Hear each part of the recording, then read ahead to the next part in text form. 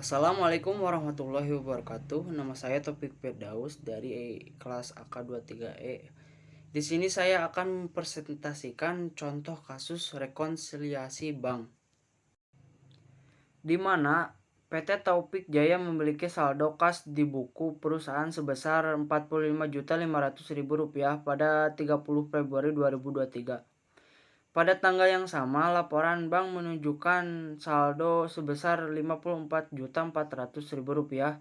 Setelah dilakukan pengecekan, ditemukan beberapa perbedaan saldo tersebut. Nah, kita masukkan dulu saldo awal dari perusahaan, yaitu sebesar Rp40.500.000, dan saldo di bank sebesar Rp54.400.000. Nah, kita masuk ke transaksinya, yaitu setoran kas ke bank pada tanggal 31 Januari 2020 sebesar Rp15.200.000 belum dicatat oleh bank.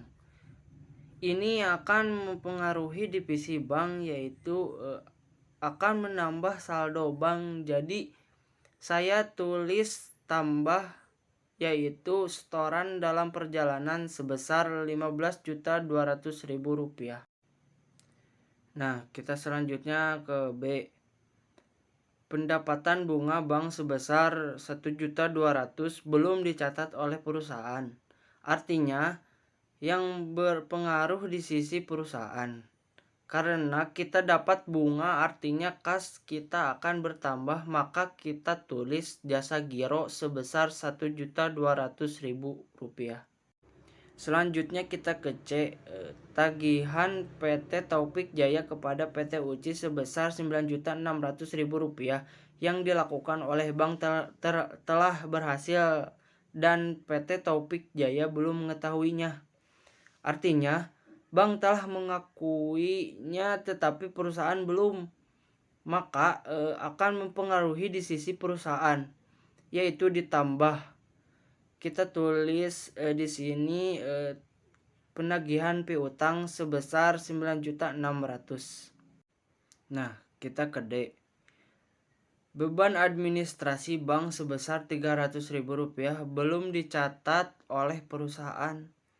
Artinya ini akan mempengaruhi di sisi perusahaan karena kita membayar beban, artinya kas kita berkurang, maka kita masukkan di sisi dikurangi, maka kita tulis beban administrasi bank sebesar Rp300.000. Selanjutnya kita ke E. Cek yang diterima oleh perusahaan pada tanggal 25 Januari sebesar Rp4.000.000. Ternyata tidak ada dananya. Ini berarti cek kosong akan mempengaruhi di sisi perusahaan, yaitu akan mempengaruhi, maka kita tulis cek kosong sebesar 4 juta. Nah, kita lanjut ke F. Cek sebesar Rp7.500.000 yang diterima perusahaan dari PT Ucok sebagai pembayaran piutang pada bulan Januari yang lalu. Dicatat oleh perusahaan sebesar Rp2.500.000. Karena ini kesalahan pencatatan perusahaan, maka akan mempengaruhi di sisi perusahaan, yaitu di sisi tambah. Maka kita akan tulis kesalahan pencatatan sebesar selisihnya, yaitu sebesar 5 juta. Kita lanjutkan ke G.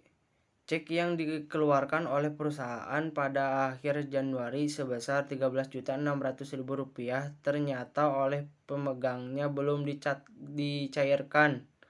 Ini berarti cek yang masih beredar. Cek yang masih beredar mempengaruhi di sisi bank yang akan mengurangi. Maka kita tulis dikurangi berikut cek beredar sebesar Rp13.600.000. Yang terakhir H. cek sebesar Rp3.500.000 yang dikeluarkan perusahaan untuk perbaikan kendaraan.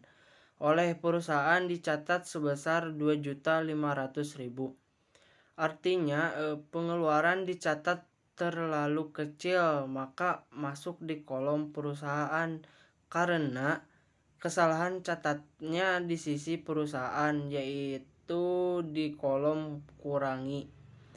Saya tulis kesalahan pencatatan sebesar selisihnya yaitu Rp1.000.000.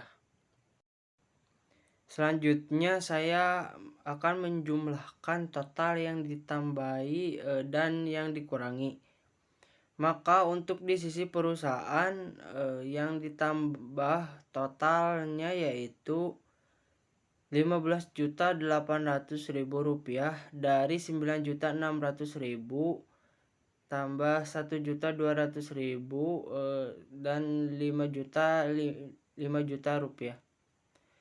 Sedangkan di sisi dikurangi totalnya yaitu Rp5.300.000 dari Rp300.000, Rp4 juta dan Rp1 juta.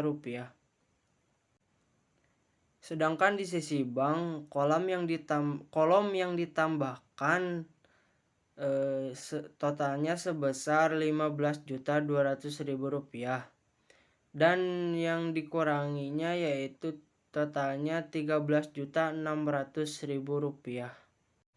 Terus kita menghitung saldo akhir dari perusahaan dan bank.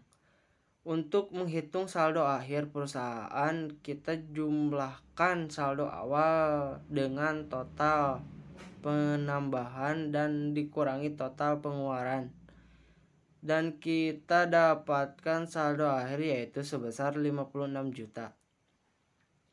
Sama juga dengan divisi bank, kita jumlahkan saldo awal dengan total penambahan dikurangi total pengurangan dan didapatkan saldo akhir yaitu sebesar 56 juta. Nah, kalau saldo akhir dari sisi perusahaan dengan bank sama, berarti rekonsiliasi banknya kalau saldo akhir dari sisi perusahaan dengan bank sama, berarti rekonsiliasi bank yang saya buat itu benar. Amin. Sekian presentasi saya. Mohon maaf apabila ada kesalahan. Wassalamualaikum warahmatullahi wabarakatuh.